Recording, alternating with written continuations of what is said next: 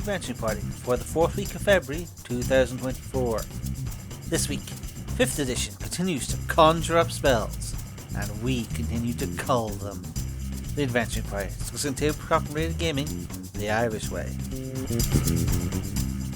Welcome once again to the killing fields of our wonderful podcast, where we slay and rend until only the strongest of the spell motley crew remains to be cast as great divinations upon our enemies. Thus far, the A's and the B's and half of the C's have fallen like wheat before our chaff, or something. There are so many of them.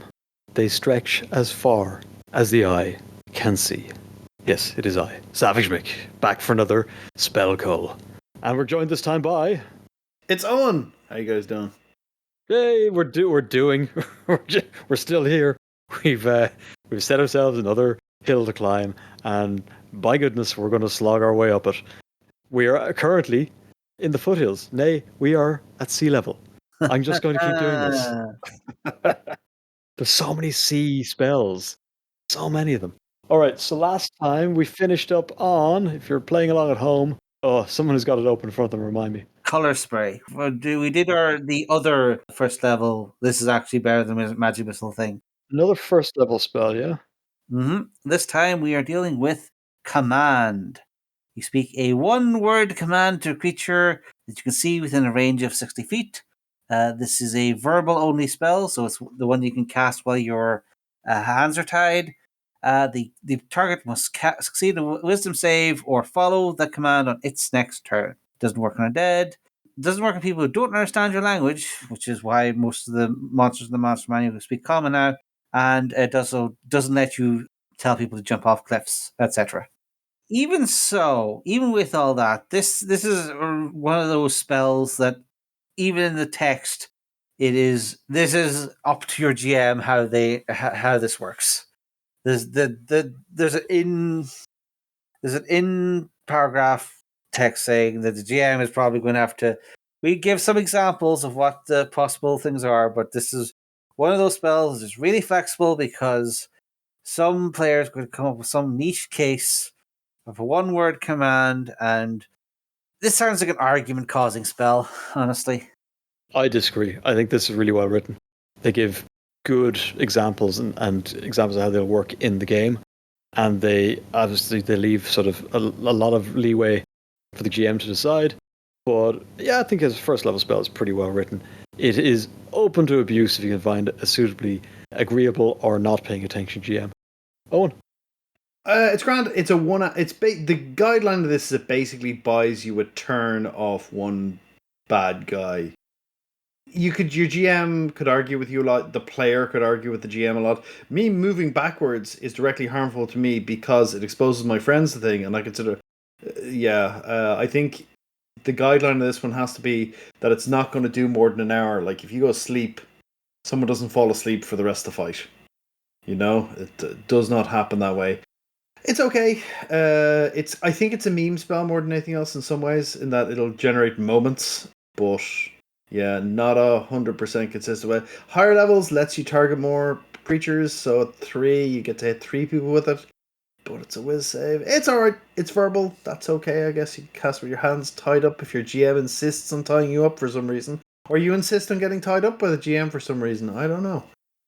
Yeah, it is kind of, we've got whole person at home, and very dubious whether you'd ever want to cast it above first level.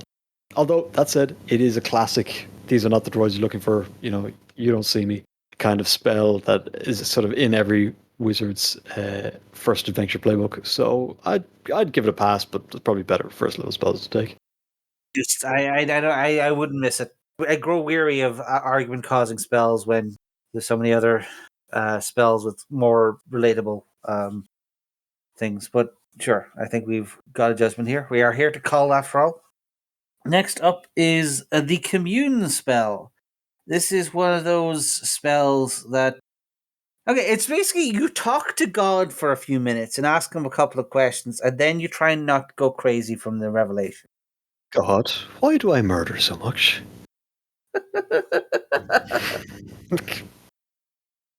It's one of those spells that should be really cool, but also maybe is too much. And this, at least this version, it only makes you go insane if you cast it twice in one day. Do you want to describe what it does? Okay, you contact your deity or a divine proxy if you're one of those people who says that the clerics only talk to angels, or Do you want to describe without editorializing? you contact your deity and ask up to three questions. Ask up to three questions that can be answered with a yes or no. Just ask your questions before the spell ends. It lasts for a minute, and you will receive a correct answer for each question. Although then the second paragraph is immediately, gods aren't necessarily omniscient, and you may receive unclear results if you're asking about the nature of the multiverse or whatever. This, as written, is much worse than the last one because this is really A, causes arguments, and B, people start asking to speak to angels' managers before the spell's over. Yeah, it is not Karen proofed, unfortunately. At least it's more usable. Like, as I said in previous editions, there was a good 20-30% chance you just go insane just by casting it one time, and this time it's just there's a chance if you keep bugging God, they'll just put you on mute. Owen, what do you think? Okay, I have dealt with these spells both on both sides of the GM board. Players are often reluctant to cast them because they're like, oh, this feels like cheating, or what do I ask? And then there's actually a 15-minute discussion of what to ask in the divination spell section, which is an interesting minigame that people play. Where like, what do I ask? I honestly think this has been worded in a way to try and kind of limit abuse when you might be better off going, hey GM, can I get a hint? Can I buy a hint? And let the GM have a think about what to do, and then they give you a hint before the end of the session. That this might be a little less work on everybody's side. Because the GM's like, okay, players, formulate your questions. And it's 15 to 20 minutes of going, okay, don't ask that. You have to phrase it like this. And this long-ass conditional question that ends with a yes or a no. And then you get unclear, and you go, And the GM has to deliver the yes or no as a bull that's on fire or a tree made of stars. Yeah, just ask. And it's a 5th level spell. I want more value, please. In fact, I'll cast a 5th level spell that will shape the outcome of the campaign rather than try and kind of tease out what the right path forward might be. It's whatever I pick. It's that simple. It's one of those things where it's playing with very interesting narrative things of like, what does the character's deity or the Cthulhu monster that they, if it's a wizard spell or whatever, what is their take on all this? Like, do you want to characterize your deities or divine proxies or whatever? So, it's probably included in the spell list for those kinds of reasons, because it does kind of imply cool things. But as a 3-paragraph description in the back of the player book, it can't quite live up to those expectations of what the process of asking God for advice is. This does feel like a role-playing scene dressed up as a spell, yeah. Yeah. Yeah, I would say rather than this be a spell, there's another one that should be a special ritual that your players quest for, or they, go to the temple of Shabadu and find the High Prophet, who's too mad even for their various popes to deal with. And the GM would be invited in this case to make a version of this ritual that suits the vibe that they're going for, rather than having this generic text with generic, provisos and get out of jail free cards for a GM who has this sprung on them without realizing that God might have the answer to his mystery. All right, we're not so yay, nay, or Not in its current form. right. I think we're all pretty much on the right side of that one. Right, we're not done communing though. Commune with nature is next. Yeah, it's again a 5th level spell that can be cast as a ritual. But this one, you're in tune with the terrain around you. For 3 miles around you, you have knowledge of land. If you're underground, it's only 300 feet, but it lets you instantly learn up to 3 facts for choice about what the terrain is, are there any bodies of water, what plants, minerals, animals, people, celestial face, basically every kind of creature except aberrations. Oh no, it says influence from other planes of existence, which I'm pretty sure aberrations count as that. So basically, you immediately ask 3 questions of like, is there any gold in this place? Is there any place to get water? And what is the biggest monster around here? And also, you can ask about buildings, presumably, because they're an affront to nature. You get to look at the mini map for a minute. Yeah. I actually like this a lot better than the other one. Rather than dealing with God, you're dealing with the earth. Like this is far more practical, earthy advice, useful information that is gained in 1 minute of sitting there with your toes in the mud or whatever. Like it's written with examples again, which I think is kind of a hallmark of a better class of this sort of spell. But yeah, and it's definite about what you can find out. Yeah, and it gives a good, clear example, and like they're also broad examples. So the GM is encouraged to be very open with what it says because like it basically lists every type of creature. So there's no reason to be frugal with information. You just give the players what they need to answer their questions and try what they're going to try next. So yeah, I think this is a better model. I understand why maybe they don't have a version of this for every different type. Like they don't have one for the Forge God and the Storm God. It'd be nice if they could do it, but we are here to cull spells, not to suggest 1,000 different various ways that could be done. So yeah, I think Commune with Nature, we can keep it. I'm going to say cut it. Let me just go and look. You're a ranger after all. Just go and find out. Climb a tree. Have a look around. Listen. Sniff some grass. Lick some spoor. If you want to know what's going on, go take a walk. Touch some grass. Owen? If a ranger can't find this, whether there's any bodies of water within 3 miles of you without a minute's search, I mean, what the hell is a ranger for? Fine. It's not bad, right? It's at least clearly defined. It gives information. But are you ever going to prepare this? Nah, not at 5th level. Again, better things to be doing. And especially for ranger, you're not a full caster. I think what do you get as high as 7th? Maybe not even that. Like this is probably up against some very stiff competition. Yeah, so it is one of those things where a druid might keep it in the back pocket, but most of the time they use their spell slots for like upcasting Blight or Call Lightning. Again, like these divination spells are for a particular type of player more than they are for a particular play style. They're for a person who wants to be informed before they take any actions. Right. Look, it is better to ask forgiveness than permission. Enough with all this god bothering. Let's move on to a much more interesting spell, which I hadn't even heard of, called Compel Duel. Go get him.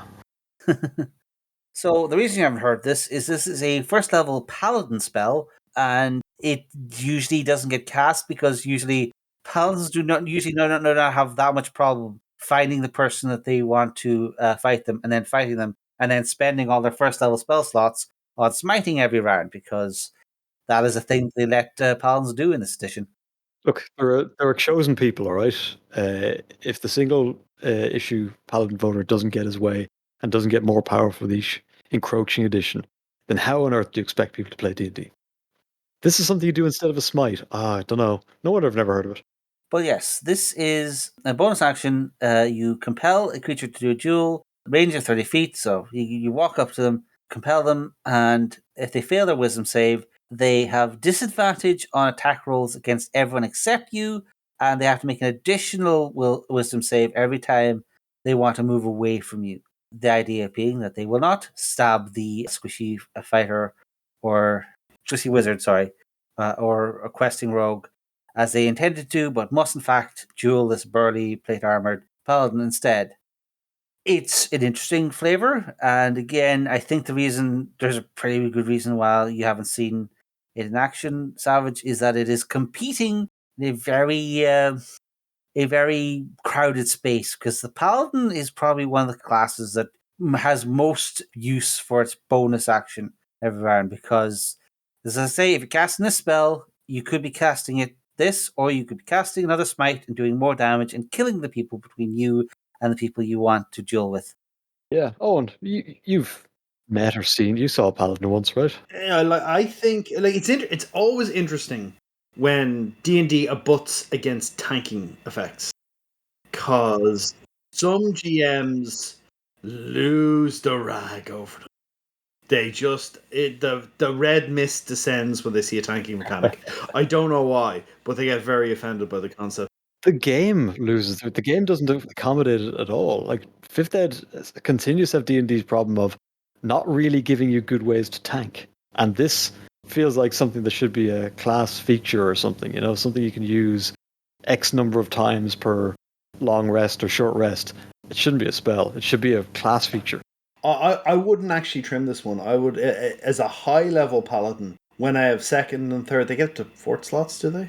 I think they go up to 5 at the very apex, but yeah, most. When I have a few higher level slots, I might prep one of these in case I need to go, hey, I'm going to try and tank this guy a bit and kind of pull somebody awkward away from a squishy. Because you might be going, I'm fighting this guy, but actually I'm fighting this guy, but I'm going to compel duel that other guy who is chomping on the cleric or chomping on the wizard, and the GM might throw them a break and send him my way, and even if they don't, at least they have disadvantage on attack rolls. Wisdom save's a good one to target as well. It is pretty good. I just feel like it should be, as a mechanic, it should be more accessible to tanky characters rather than being locked away behind a spell slot. 100%. But I would keep the spell because it's a good spell. I think you're right. Yeah, keep it for the utility for higher level characters. Low level characters too busy handing out the smites.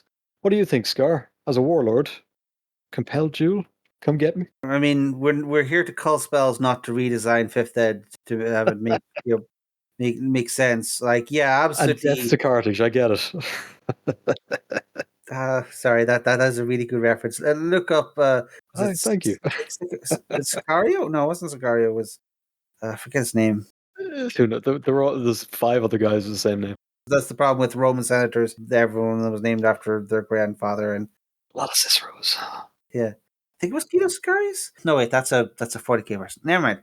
In the Fifth Ed as it exists, I guess it has a place, but like I don't expect it to be cast by many people because smiting is just so convenient in this edition, and all the paladin spells suffer as a result because they have to be weighed against the utility of just destroying everything that stands before you in a wave of burned spell slots. So it's not a bad spell in itself. It's just not in an environment where it's going to see its best use.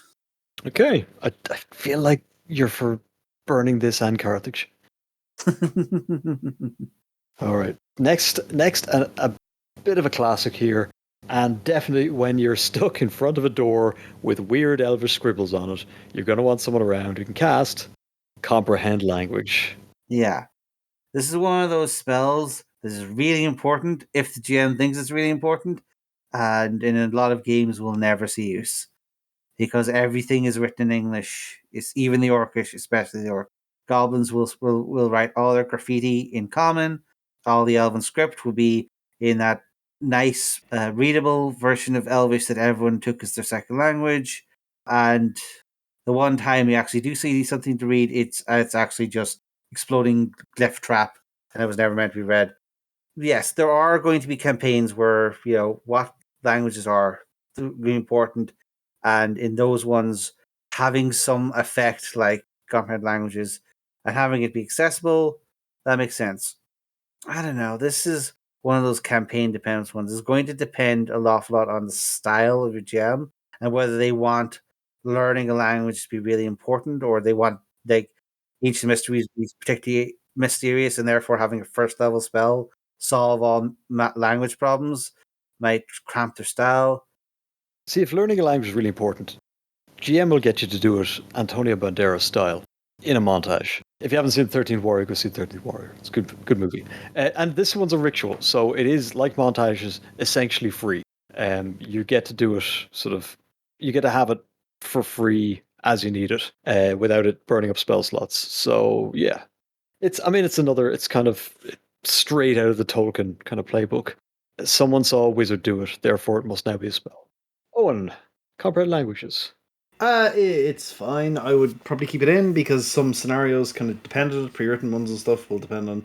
Oh, you found a scroll of comprehend languages, or you also have this. You can use this to read this thing if you don't speak Noblar or whatever the hell you're reading. Interestingly, you can't read the Book of Kells with this. Why not? because you can't touch the book. It's behind the glass space. Yeah. You actually, if it was written on 100-foot high burning letters and you can't touch the wall, you're like, yeah, can't read it. It's just a Can't read it, yeah. funny restriction. You got to actually get over there and touch the thing. You know, these explode. You could put it up there, and it basically, if something's written in fiery letters, you step over, touch it, and you're able to read it for a second before it explodes. Which is these lifts explode on touch. I mean, on the Book of Kells front, how committed are you? Are we going for a heist? Yeah, it is the trace finger underline reading. Get your grubby paws off my thing. Except you actually don't need to touch the text, you just need to touch the surface on which they're written. It is funnily specific like that. I kind of like the fact that it's that specific, and you can have some fun with that. As a GM, you can have a lot of fun with that. But yeah, I think we're sort of willing to give this a soft pass. It's not terribly offensive. It is sometimes gets you around really bad scenario writing.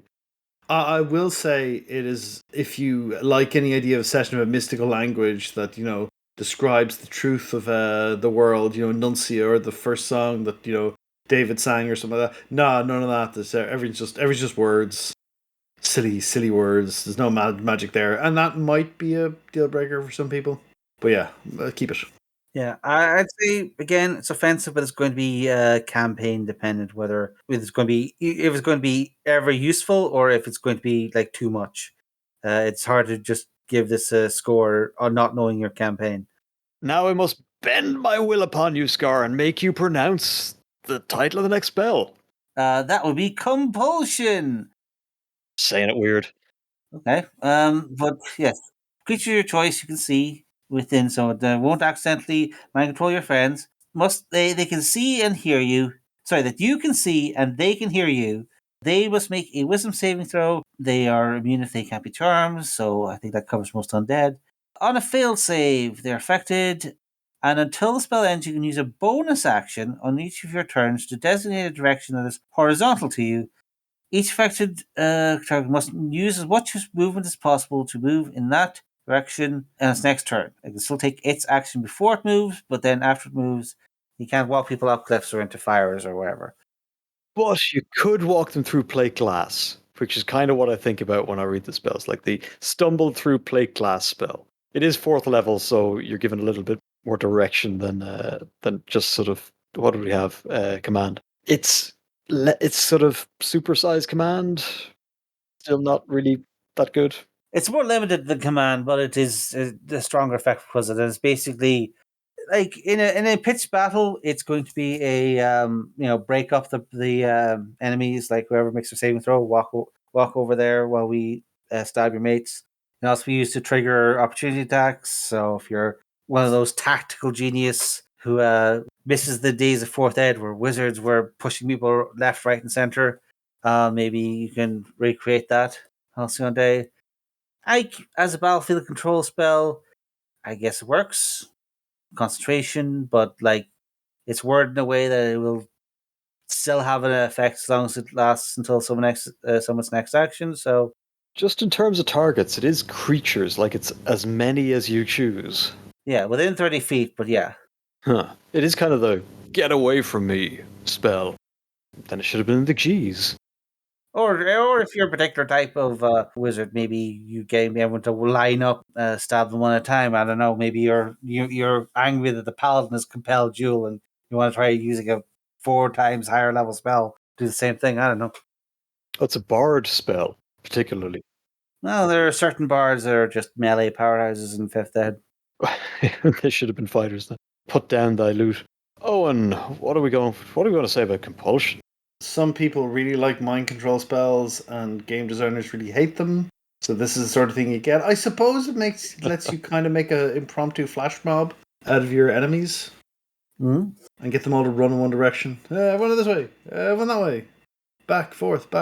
Like if a lot of them fail, you're potentially going, well, hey, you got to move away from me now, and so next turn you got to move away from me against. Like it can be reasonably potent. But I mean, can't just kill people. Can't just black tentacles them instead. At 4th level, it is competing with stuff like if it's black tentacles or even just mass hold person. Yeah, I mean, you can kind of go, okay, I'm in the middle of a crowd. Like, if you're in the middle of a crowd or something, and you're like, okay, let's get everyone off me. Bram, off you go. Maybe, but it feels corner case, but it's corner case in the enchantment school. So you may need enchantment spells because they don't like mind control, and this is kind of very soft mind control, but still is mind control. So maybe I'm torn on this one. Its duration is a minute, so they'll keep moving away. Is that correct? Well, you choose a direction each time, so you can Oh, bonus action, yeah. march them around. A designated direction that is horizontal to you. What the hell does that mean? I guess it's to stop people from making people climb mountains or something. I'm not sure. Or, choosing up and then everyone has to just stand in the center, like stretching or something. It's, I guess it's just to make sure that it's compatible with your new VTT and its wonderful map. I say cut just because it is so woolly in terms of how it's worded and in terms of what's sort of meant to happen with it. It's like, meh. And yeah, it's great point is like designers like him, players hate him, or vice versa. This is where that meets. It's not good enough. It's not terrible. I think to cut it as well. If this was more of a battlefield control game, it might have something like this be useful, but I don't think at the fourth level, it's a underwhelming effect, and I don't think anyone's particularly going to miss it. Okay, it is the other Hemsworth brother of the Cone family, Cone of Cold. Next.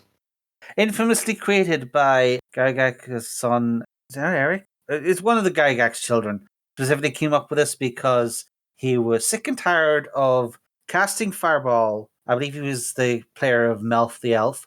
He was sick and tired of casting Fireball on bad guys, and then his father gleefully telling him about all of the melted gold and destroyed jewelry and incinerated magic items that you could have had if you just held back from fireballing this guy who was about to chop your head off.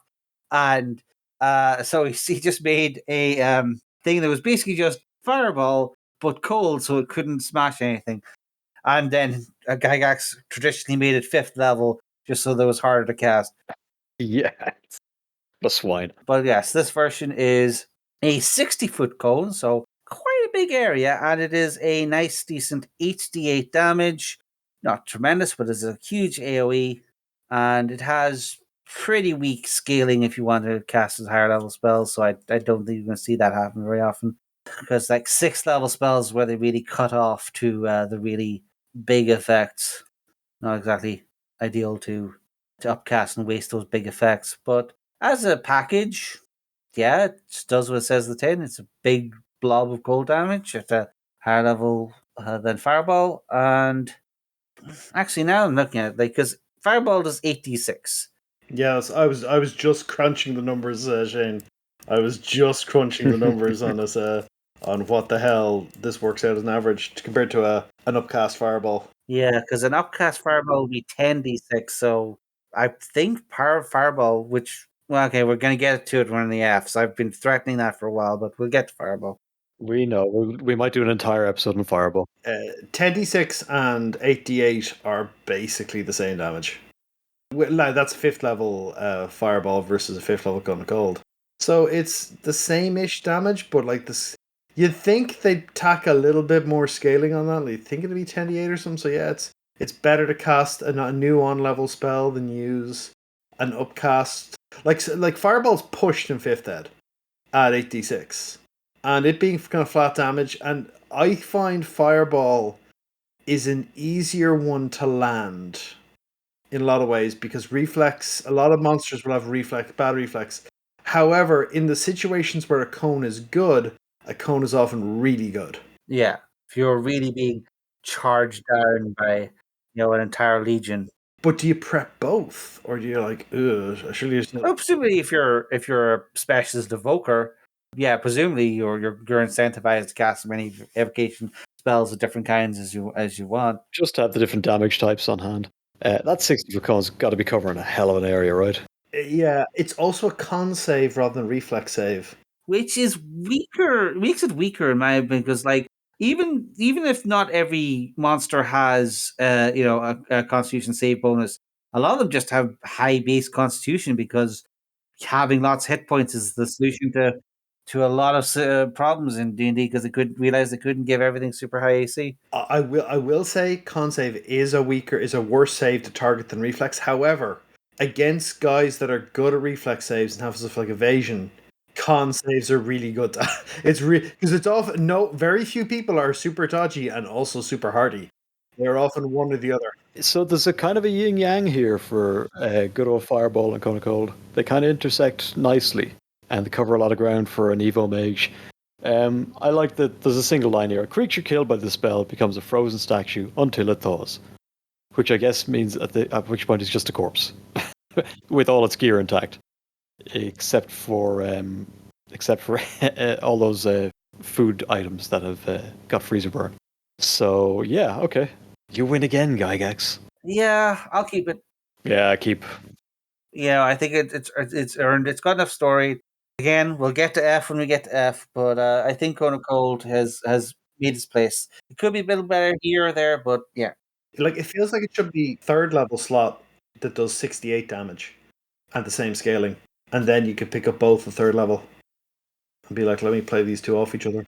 Yeah, like it is a Gygaxian move to withhold it for those extra couple of spell levels, which in terms of characters must be an extra 3 or 4 character levels more, depending on the class you're in. All right, moving on because we've nearly hit our preset kill limit here, folks. We're going to go to Confusion. Yeah. Confusion is another enchantment, much like Compulsion, and this one has a range of 90 feet and targets a 10-foot spear. Every creature in that sphere of 10-foot radius must make the wisdom save or be affected. And an affected creature cannot take reactions, so you can just walk past them without any opportunity attacks or them activating special counter spells or whatever. So that's a useful thing there. And each of their turns, they get to roll on the fun chart, where we figure out what fun thing they do, such as using all your movement to run in a random direction, standing still and pick your nose, randomly stabbing someone within reach of you, or you have a 20% chance to just do whatever you're going to do anyway. And then at the end of your turn, you get another saving throw. And they upcast to have a higher area of effect. So this is another one that's a lot like Compulsion, but with its own particular flavor. It is not. It is more concentrated, but also does not have friendly fire like Compulsion does. But it is. It's the type of spell that will attract a particular type of a player, whereas Compulsion might have attracted the tactical genius, master of the battlefield, controller of all terrain. Confusion is more likely to attract the chaotic neutral bastard, and who wishes nothing but for funny things to happen on every action, on every initiative count, and turn your nice pre-planned encounter into a mess. Ah, yes, the classic orc player. Oh, I'm going to hand this one over to you for a deep tactical analysis. This is Chaos Dimension. The spell is like, let me do this. It might be great, or maybe not. This is an NPC spell in my usual experience, which is cast on a bunch of players who are just coming into a room, and then you have kind of a miserable encounter as you randomly do stuff and try to make your wisdom save. They do this they've got similar effects to this in Pathfinder 2nd Edition, and you at least can snap somebody out of it by doing damage to them during their turn. They get a new save, which is kind of good. There's a chance they'll whip out of it. I have done the Magic Missile 3 actions. I hit 3 of different party members and give them a new save against the give them a new save against Confusion, try and snap them out of it. Some tough love. Yeah, it's this is an NPC spell. A player, a certain type of person will prepare this, but this is more of an NPC effect, to be honest, and probably shouldn't be a spell. Yeah, and it's just like it's not fun to be confused. No, it's very frustrating. If you had there's maybe there's a version of the spell where you have like a list of like 5 random things you could do of various kinds, and the player got to pick one, and like none of them are exactly what you want to do, but they'll all have some wacky rider on them.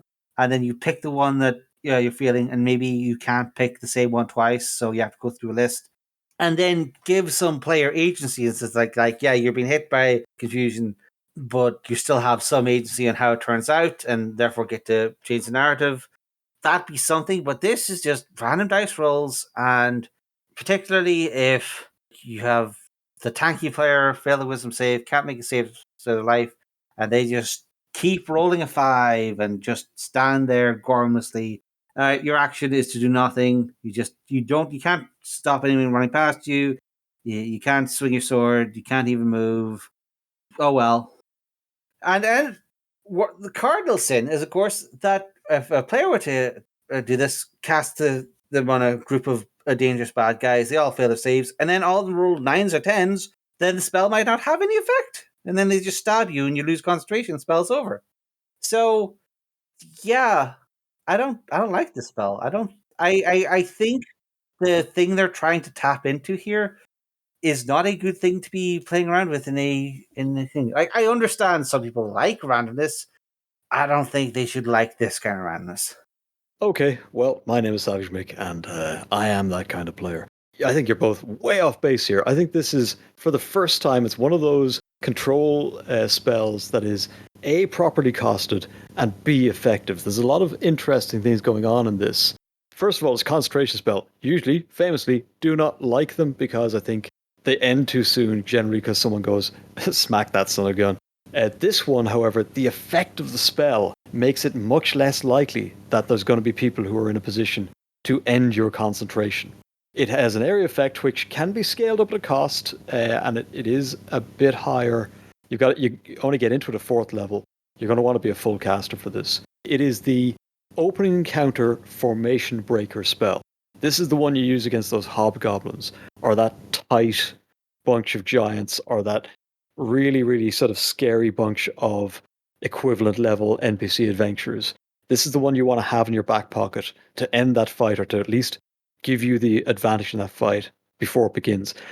1, 2, 3. 3 of these results, those characters are either going to do, those targets, if they fail to save, are either going to do nothing or interfere with the rest of their group, and anything affected doesn't get reactions, which means as a formation breaker, you've got guys peeling out of the front line, exposing the cloth hats, giving you an opportunity for your barbarian or fighter to go in unmolested into what would ordinarily have been a barrage of opportunity attacks.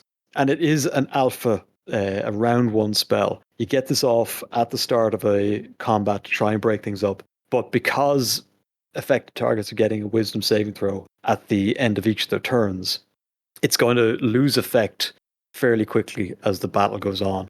But it has given you the opening shot.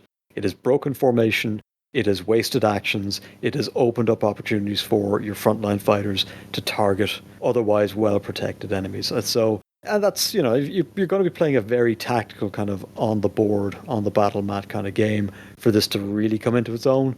I mean, it's got no place in theatre of the mind. But for what it is, I quite like it. I'm done. Maybe, but I feel like there's a better enchantment spell that I just can't think of right now. Probably does in a more less likely to cause bad feelings, whether from the players or from the tactically minded GM who really, really wanted to march their hobgoblins around. Okay, so with all of that said, so we've got to make an editorial decision here, folks. And we decided we'd take a whole bunch of the conjures and just put them together. So as they're listed alphabetically, it's Conjure Animals, Conjure Celestial, Conjure Elemental, Conjure Fey, Conjure Minor Elementals, because that's the alphabet, and Conjure Woodland Beings. So, how do we feel about Conjure spells? This is the Ask Your GM spell, right? Yeah, this is... It really is, yeah. And they're written differently, which doesn't help. Speaking as one of the members of the Please Ban Conjuring Woodland Beings support group, it is a spell which has incredible flexibility because it is trying to anticipate people having like 20 different monster manuals and players picking between them, but also is giving like the ultimate cop-out answer of the GM basically decide what shows up. But it doesn't provide any random tables because, again, it can't. It's a PHP book. It can't predict all the different monster sources that you have access to. So it has to be written generically based on challenge rating. But a lot of monsters are challenge rating is based on their ability to kill people, not their ability to be extremely annoying. Actually, this you want a spell for breaking up orderly formations. Just conjure woodland beings and watch as 8 pixies, even pixies that maybe the player doesn't directly control. Just watch them just take any sensible encounter apart as people get turned into elephants and sent to sleep, or actually they will just cast confusion constantly now that I think about it. Yeah, it's a spell that's vulnerable to player knowledge, but also has a really cheap get out for players using knowledge, which is that the DM has final say. But then it's basically because there's no tools, there's no random chart of monsters for the GM to say, look, the dice says you get red caps instead of pixies. You're basically demanding a GM turn to the player, cast their high level spell, and say, no, the wonderful group of perfect assassins that you want to conjure do not show up. And instead, you get a bunch of rabid skunks. Right, hold on. Conjure woodland beings will summon a 1 CR2 creature. Mm-hmm. And that is a 4th level slot. Yeah. Conjure elementals is a 5th level spell and gets up to a CR5 creature. Mm-hmm. And there's no reason for it to be lower except your GM decides it's going to be lower. Mm-hmm. They're all badly written. Yeah. They're all badly written. What kind of fist fight are you going to have with your GM? Because you get a steam method. And you're like, all right, buddy, outside. We're going to settle. Oh, you're going to catch these hands. If he's voiced by Danny DeVito, I'm kind of fine with it. Otherwise, yeah, let's go see what the pavement looks like. Sea hag, a friendly sea hag is a terrifying thought, but also at a CR2, a waste for 4th level slot. D&D Beyond, which I'm reading these from, has Conjure Fae at 6th level, which gives a whole bunch of examples right up to CR8, which is Tyrannosaurus Rex, the most famous of Fae, because whoever put this together just copied in Conjure animals. Well, yeah, like I think conjure woodland beings can cover animals as well, making one of these spells basically pointless. Yeah. Oh, so it's a fake creature. But you summon a fake creature. You know what? My opinion on all of these is scrap it and start again, and write them consistently, and stop doing whatever you're doing here. They're awful. If you want a creature companion that badly, learn summon familiar. The issue with these spells has always been that they want to indulge the idea of the wizard who conjures a creature like snakes out of his top hat and a dragon for fun times, but the balancing has never been there, and inevitably, if you leave the thing too open, you will create some horrible edge case. In 3rd ed, it was, I believe, the fiendish octopus, because it could just grapple 8 times a turn, and you would just overwhelm any enemy with a whole bunch of free grapples. So write whatever the creature in, that's flavor. That's kind of the special effects applied over something that's fairly robust mechanically and has a couple of concrete stat lines, which I think they've done for new versions of... Yeah, they basically, in Tasha's Book of Everything, they basically made new versions of all these spells that basically just like, all right, this is the generic template for this level spell, and you add the various things like give it a swim speed or give it a fly speed, give it this special attack or this special ability. You get a short menu. It's less flavorful, and it's not going to appeal to the guy who finds the one cool trick, but it is at least... No, so that's janky. It can be as flavorful as you like. You describe it as a giant chocobo charges onto the field for however long it lasts, and once it's gone, it's gone. But it is it's a big angry axe bird thing. Whatever you want it to be, as long as it works mechanically in a way that we can all understand and isn't a whole pile of jank and doesn't summon more of them. Yeah, I think we're fairly on board on this one. Conjure everything in terms of animals or other woodland pets. Back to the drawing board. Yeah, they did, and that the fact that the design team of this game has in fact redesigned all these spells and made better versions of them shows that this version is not worth keeping around. Okay, if I can test your patience, my fine fellow hosts, for just 2 more spells, will it be past a very awkward place in the C list? We are dealing with C list spells here. See, I told you I keep doing this. We're going to move on to one that's actually I've developed a certain fondness for as a recent Ranger player, which is Conjure Barrage, which is stuck because of Alphabet right near the start of the Conjures. We're going to do Conjure Volley, and then I'm going to leave all of you alone, including you, those playing at home. And if you want to play further, come check out our Discord. Link in the show notes. But yes, Conjure Barrage, which is a ranger spell, or battlesmith, whatever they are. I'll describe this one. It's a 3rd level spell, so you get it kind of fairly early on as a ranger. Throw non-magical weapon, non-magical ammunition into the air. It's a cone, 60 feet. A whole bunch of them appear, kind of anime style. And it's a shotgun, essentially. Dex save for 3d8 or half on fail, and it's the damage type of whatever you used, usually piercing. And of course, it starts a million arguments over, well, if it's a spell, does it count as magical weapon, or does and so on and so forth. But anyway, non-magical. I think it's fairly clear on this one. Though I've just noticed that throw a non-magical weapon doesn't mean the weapon has to have the throw attribute. So you could throw a mace into the air, which is kind of funny against skeletons. Yeah. Is it a rock and improvised weapon? Anyway. There you go. But yeah, I find these like off focus. Like I think we're also saying that Conjure Volley is very similar, but instead of a cone, it is more damage because it's a 5th level spell, and it is a. Will we do them together? Yeah, I mean it's very much the same. Because it's also a ranger spell, so these are both basically targeted at rangers. It's the 5th level version of this. You get a 40-foot radius cylinder instead, so essentially just an AoE effect, and more damage. I'm going to say, yeah, 88 damage, half on fail, and again non-magical ammunition or weapon that you throw up. So lob a short sword into the air. That's going to be kind of funny. Or what's the funniest thing to lob into the air? I mean, I could throw a crossbow, right? Just whatever weapon you got. Javelin's pretty cool. So one's a cone, one is an AoE, range 60 foot on the cone, and range 150 feet. So pretty good battlefield control. It's decent-ish damage, 88 at 5th level, slightly behind the ball.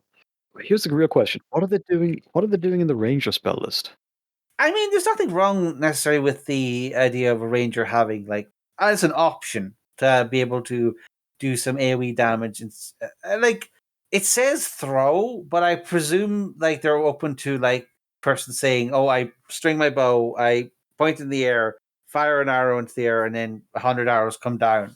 I presume that is also on the cards, even though they say throw ammunition rather than shoot ammunition. I'll allow it. Yeah, of course, absolutely. It's fired a piece of non-magical ammunition into the air, so that'll be an arrow shot. My issue with this is terrible damage for the level you're getting at. You get 3d8 at level 9. And you get 88 at level 17. But for non-full caster, and they're both AoEs, it's not bad. You'll need to be hitting 3 or 4 targets before this is worth it. Yeah. Now you might get that in the right fight, but like this, you're giving up your actual attacks, which you have your basically you can attack twice, right? Yeah, but Ranger has 2 attacks, and then a couple. They get their favorite. They get like various riders depending which terrain they have. It depends on subclass. And here's critically the thing. I think it's also going to depend on which rules errata you're having, because I have a horrible suspicion that these spells were balanced based on the original version of the Ranger, and the original version of the 5th edition Ranger was largely considered to be basically useless by a large chunk. Even if like some people made it work, a lot of people. You played Ranger because you loved the fantasy. You didn't play Ranger because the mechanics were any good. Yeah, and that leaves these. We were just comparing like Cone of Cold as another 5th level spell that does 88 damage. Well, hold on. You're having to compare Cone of Cold. It's a cone, and it's the same area as Cone of Cold for a 3rd level spell, doing 3d8. So yeah. No, is it the first same level? No. Oh, it is. You're looking at Conjure Volley and Cone of Cold. Fair. Okay. Conjure Barrage is effectively the same level as Cone of Cold. You cast it you get it at 9th level, which is when a wizard would be getting their 5th level slots. Yeah, that's kind of the thing. Is like, I mean, I think I've already done a rant about whether you should judge spells by their spell slot in the book or the time which you're able to cast them, and that's a whole other debate. Again, we're not here to fix and rebuild 5th Ed. It probably becomes more or less relevant depending on how widely spread about the spell is. But these two in particular are very much we're kind of trying to fill a gap that we see in the Ranger playbook. Is my read of it. Yeah, and I appreciate the idea. I think the idea of the Rangers able to, by choice, because it's a spell and Rangers can pick and choose from their spell list. Actually, no, I think Rangers they have to actually know a very small number of spells. So I appreciate the idea. Again, like as I used to say, I think these should both be the same spell, but one is an upcast versus the other. So like upcasting will increase the damage and maybe the area, or let you choose different areas. So you can go between the cylinder and the cone. But yeah, I think they are undervalued. Like they don't do enough damage. This is again much like fourth edition got all the hit points of monsters wrong and their damage totals. I think this was set to too low level to really be appealing. So the idea is good. The execution is unfortunately a thumbs down for me. When you're getting Conjure Barrage, the wizard is getting Meteor Swarm. Or Conjure Volley, but yeah. Yeah. But you've got a pet dog, so you know. I do, and long may it stand to you. But if they upcast the damage a bit, so it doesn't need to be as good as the wizard's damage, but it could be better than the equivalent, or equivalent to the equivalent slot or whatever. Because you're a ranger, you do not have a Gansy load of spells to be tossing around. Just a couple will be fine. You're probably getting more use out of your utility spells in this kind of ranger sort of play style. The one thing that probably helps these is that rangers have a lot more options in terms of mobility on a battlefield to place themselves. First of all, they're probably a bit more survivable and can utilize these. I'm thinking more of Conjure Barrage because it's a cone, but can get themselves into position to take advantage of these a little earlier on in a battle. But look, I think we've got to kind of leave it there. Yeah, there's better spells for a ranger to take. Although Conjure Barrage is okay. I think it definitely fills in, allowing rangers to be more versatile in any given game. But you've probably got a spellcaster who can do better. And by the time you get to Conjure Volley, you're being horribly outclassed by a lot of the full casters. That's it for this spell cut. We're going to cut these, right? Yeah. I think they're going to cut these. If you rescale the damage, I think they're grand, but their damage is bad.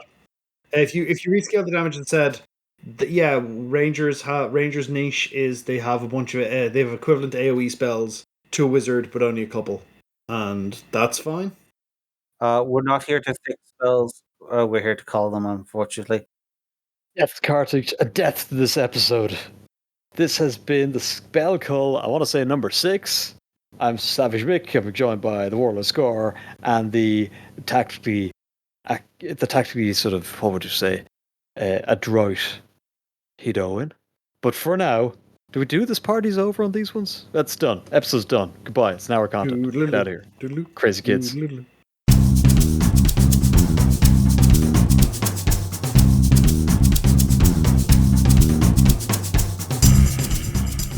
Thanks for listening to The Adventure Party. You can find show notes and links to things we've mentioned at www.theadventuringparty.net and on our Facebook page.